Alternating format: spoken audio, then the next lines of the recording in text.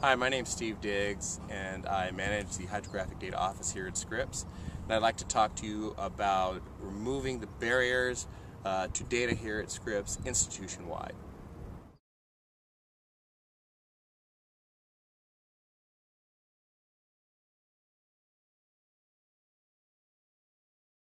Scripps is known for its oceanographic measurements for the last century. However, recent forays into water resources, glaciology, and even multidisciplinary process studies are less well known by the public. However, these measurements do benefit the entire globe.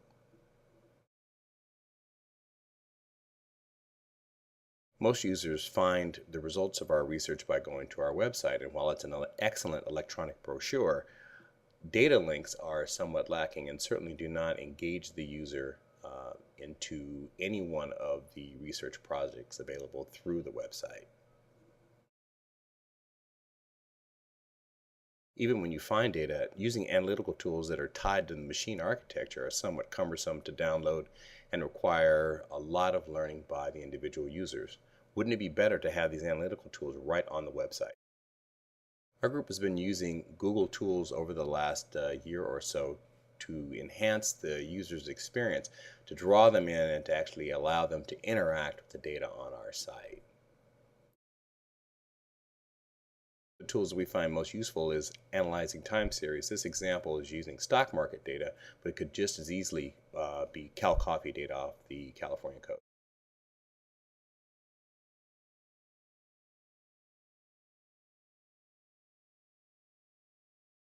Let's look at a specific example, and I should remind you here that everything you see is on a publicly accessible, functioning website. Here the user is selecting an area off South America, right in Drake Passage, and wants to find particular cruises of interest. They use a rectangular area of interest box, surround it without any extra clicking. The results come right up on the right hand side and graphically in the map area on the left side.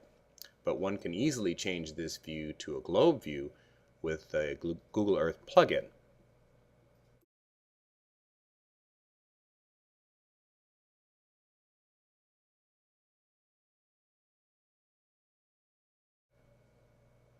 The user is also able to directly interact with the numbers, the actual data on our website, in a way that's meaningful, whether it's a spreadsheet or by actually adding instrumentation into the view.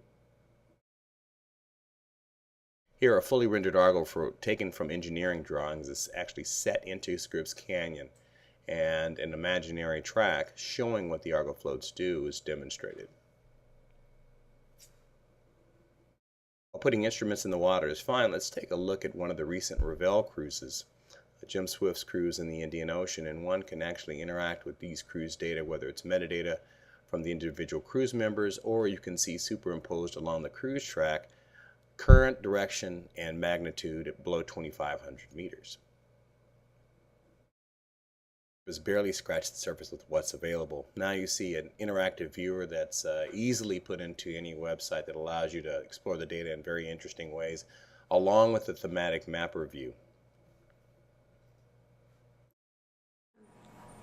So the proposal is to have one central group save each group time and money by simply giving them this technology. That makes all of Scripps look better.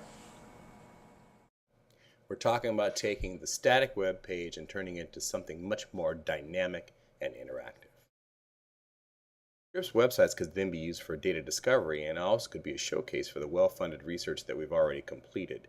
The time and money invested in such an effort would provide an excellent return on investment. Thank you for your time.